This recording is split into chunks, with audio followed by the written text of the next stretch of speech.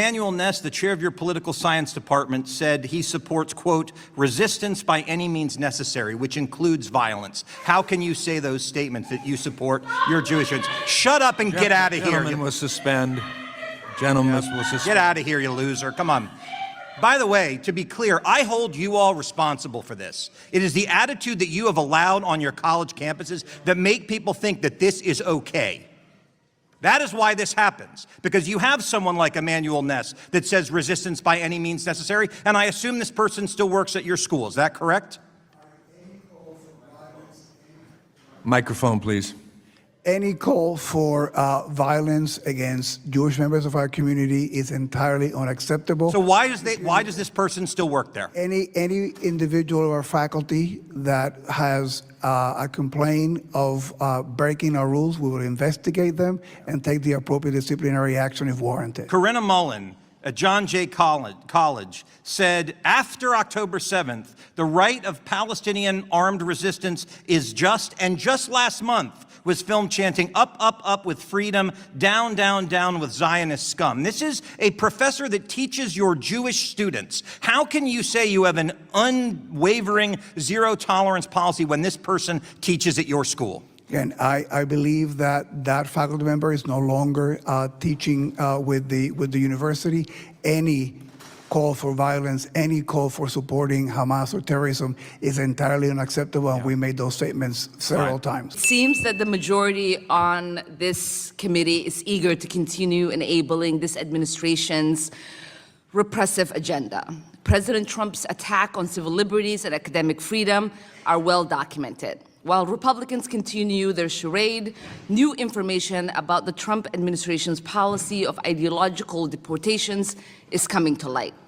Last week, a senior ICE official testified in court that the agency is using the website Canary Mission to target students for deportation. Canary Mission is an anonymous site that blacklists and doxes individuals, charging them with anti-Semitism through little evidence or zero due process. It has long been criticized for its McCarthyism tactics that surveil students, repress speech, and instill a culture of fear across campuses. This is a site that reframes attending an anti-war protest as supporting pro-Hamas rally. It is not known who runs this site, but the agenda is clear: pro-Palestinian advocacy cannot be tolerated. And now this ideological agenda has a direct line to state power. Let's recall the high-profile case of student Romeza Ozturk, who was illegally detained by ICE and held for 6 weeks after writing an op-ed in support of Palestine. Curiously, that op-ed was published entirely a year before ICE chose to target her. But right before her abduction, Canary Mission posted a profile of her on its website accusing her of anti-Israel activism for writing the article. The same profile that ICE has now admitted to using in their internal memo. In a matter of weeks, she was picked up and her student status was terminated. Canary Mission loudly claimed credit for her detention, and it seems that credit was earned. This shameless authoritarian display of weaponizing a blacklist to crack down on political speech and detain academics is a page directly out of the McCarthy playbook. President Cropes, Chancellor Rodriguez, and Chancellor Lyon, this question is for the three of you. In the light of these escalations, with students facing detention, deportation in retaliation for their clearly protected speech, how are your campuses protecting students who are exercising their First Amendment rights? We have free speech policies that are crystal clear. And in fact, we've clarified them over time to permit speech. We don't permit any violence with regard to the promotion of any particular viewpoint. And we try to act on violations of those policies quickly and fairly. Thank you, Chancellor Rodriguez. We make sure that all students are informed about our policies. We want students and all the members of our community to exercise the right to free speech, but they have to do it abiding by our rules and regulations. We're also investing, as I indicated earlier, in this constructive dialogue initiative. We want individuals to have the tools to have difficult conversations, to be able to have them, but to do them in a way that is respectful and civilized. And the best way also to empower the students is to provide them with information. Chancellor Lyons. We are supporting with education and training over 30 anti-bias initiatives to make sure that students can see into these issues more deeply. New curriculum, like what I mentioned earlier, a course like openness to opposing views, sharpening where the no tolerance lines are, which was very, very helpful, I believe, for the students to feel like they could safely express their free speech rights. And at what stage, to the three of you again, will you intervene when students are being doxxed? We've seen fans in front of your campuses with students being doxxed. Well, at Berkeley, the question there is if a doxing or other discrimination or harassment event would be reported, and we would follow it up with an investigation and make a decision. And we have a webpage that we indicate to members of the community as a resource for the different things that can be done if someone is a subject of doxing. Reports of doxing are acted on quite quickly and investigated. Appreciate that. Thank you, and I yield back. You know, I think it's really interesting. One of my colleagues from Florida just brought up a terrible mass shooting that happened at Florida State University, which is horrible, and this is part of the reason I ran for Congress, is to end gun violence. My colleague on the other side talked about the nature of things being deadly, and I'd like to talk about that. On April 17th, less than 1 month ago, at 11:56 in the morning, a shooter carrying a gun walked onto the campus at Florida State University and began to shoot students and adults. A gun crime that we would all agree was horrific. Now, I'm new in this place. I only got elected here a month ago. And what I will tell you of my observation of my first 4 weeks being in here is I hear a lot of canned speeches that don't actually address the bills and the issues that the American people have sent us here to work on. And I think it's why we may be held to some degree in such low regard. But on this shooting at 11:56 on April 17th, 7 people were shot. 5, fortunately, were not killed. We only know one of them. She was a graduate student. The other names have not been released. But in that shooting, 2 were killed. Roberto Morales was 57 years old, a dining coordinator at Florida State. Tiru Chaba was a vice president at the food service company at Florida State. Now, why do I tell this story? Law enforcement at Florida State did everything right. They rushed to the scene. They subdued the shooter. And you know how long it took them to do that? It took them 4 minutes, the amount of time that I will speak here today. In those 4 minutes, with law enforcement doing everything, 7 people were shot, 2 were killed. Now, H.R. 2243 would say that if any one of them was a retired or an off-duty law enforcement officer, they could have protected themselves.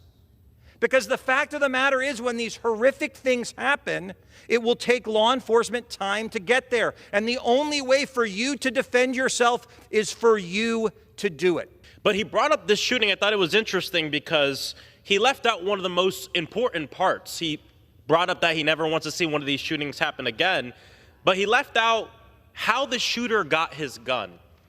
And the shooter got his gun from his stepmother, and it was a retired service weapon that was not kept in a safe way. He stole the gun, retired service weapon, from his mother, and then he went to Florida State University and murdered 2 people and wounded 6 others. And I bet you that that same gentleman who talked about that shooting is going to vote yes later on H.R. 2255, which I deeply oppose. Just a month later, after this former service weapon was used to carry out a mass shooting and kill people at Florida State University, Republicans here in Congress are pushing the Federal Law Enforcement Service Weapon Purchase Act, which would flood the gun market with even more former service weapons without any additional precautions. Zero safe storage, zero background checks. In every state, a police officer would be able to purchase an older gun from their department at a discounted price. House Republicans would not even consider my amendment to encourage caution by letting people hold law enforcement agencies accountable with what's done with the weapon. The United States already has the highest number of mass shootings in the world, and gun violence is the leading cause of death for children in this country. So I'm glad that one of my Republican colleagues from Florida wants to make sure that these shootings don't happen again. Let's start by ensuring that we block this bill, H.R. 2255, so that way the police officers don't even have to respond to a mass shooting in the first place. I'm done with talking about how we're going to handle these things after they happen. Let's talk about how we're going to prevent these shootings from happening Time has in the expired. first place. Thank you, and I yield back. Like others, I've expressed my concern that despite 9 hearings on anti-Semitism since I've joined Congress, that we've yet to have a single hearing on any of the other very pervasive forms of hatred that's rising in our country right now. Anti-Blackness, of course, which remains foundational, anti-Muslim hate, which is approaching levels unseen since 9/11. We can't pretend that these are not pressing when a member of this committee who is Black and Muslim is being called a terrorist by another member of this committee. Still, I was encouraged that today's hearing was planning to focus on the underlying causes of anti-Semitism and hate, something the previous 8 have, quite frankly, failed to do in earnest, because we do need to address the underlying factors if college students and any of us ever hope to live in a peaceful and a safe society. Instead, it was made immediately clear, unsurprisingly, that this is yet another hearing to demonize Muslims and their religion, to demonize Palestinians, including those in Gaza who have undeniably faced unspeakable harms, a humanitarian crisis, and human rights crisis, and particularly the young students, activists, and faculty who are determined to stand up against human rights violations. This is predictably another public opportunity for Republicans to pit Jewish Americans against Muslim Americans, Muslim against Christian, Black against white, to reinforce the actual underlying factors of hate, which are real systemic harms of white supremacy, and its reinforcement at its highest levels of government. One glaring example is the administration's selective misinterpretation of the weaponization of the civil rights laws. Mr. Nosenchuk, in your testimony, you discussed how the Trump administration is imposing draconian penalties that are completely divorced from supporting Jewish students or addressing anti-Semitism. Briefly, how is this administration's assessment of civil rights violations undermining meaningful oversight of campus safety efforts that would support students?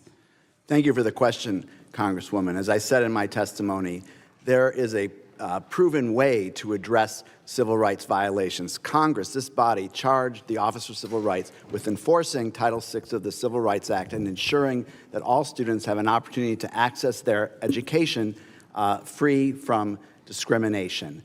So when we would conduct an investigation and reach a resolution agreement, it would result in a whole series of steps, that many of which my fellow panelists here have discussed, to address the anti-Semitism that has occurred and to change the campus climate so that anti-Semitism doesn't exist.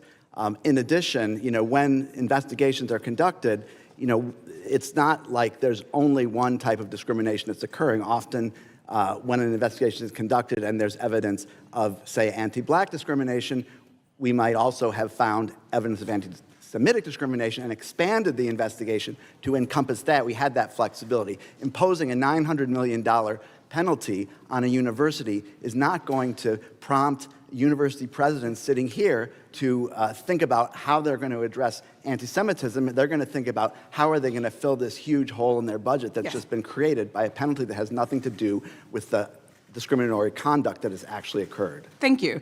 I mean, and I want to also be clear, that we don't allow ourselves to be lost in rhetoric. This administration's attack on colleges isn't just about campus safety. I argue it's not about it at all. It's about suppressing education. The point of college, we've talked about, is for students to expand their worldviews, develop critical thinking skills, make them less susceptible to disinformation, and navigate how to stand up for what's right and important to them. against things that they disagree with, which might include authoritarianism. That's why this administration is doing everything and beyond in its power to dismantle higher education, censor dissent, freezing funding, forcing university presidents to resign, threatening to remove accreditation, banning entire offices and departments and revoking students' visas, disappearing students, eroding student loan programs, gutting civil rights resources, and of course, as it was mentioned at the outset of this hearing, putting an end to diversity, equity, and inclusion and accessibility, the boogeyman of MAGA Republicans who are determined to sow hate and division instead of equity and inclusion. But at the same time as their crusade against diversity, the Trump administration and Republicans have said that colleges must hire more conservative faculty to increase viewpoint diversity on campuses while calling for disciplinary action against professors who believe they disagree with. Really very quickly, Mr. Nosenchuk, do you think it's appropriate for colleges to make hiring disciplinary decisions based on pressure from whatever party happens to be in Congress or in charge? Just a yes or no? No. Thank you. These attacks on colleges are not solving the real problem. So make mistakes. This is yet another opportunity to exploit legitimate concerns of anti-Semitism on college campuses to further their attacks on the institutions of learning. I think that it's incredibly clear hearing the opening testimonies and statements and the testimony that we will continue to hear throughout the day. I hope that you will consider that. Thank you, and I yield back.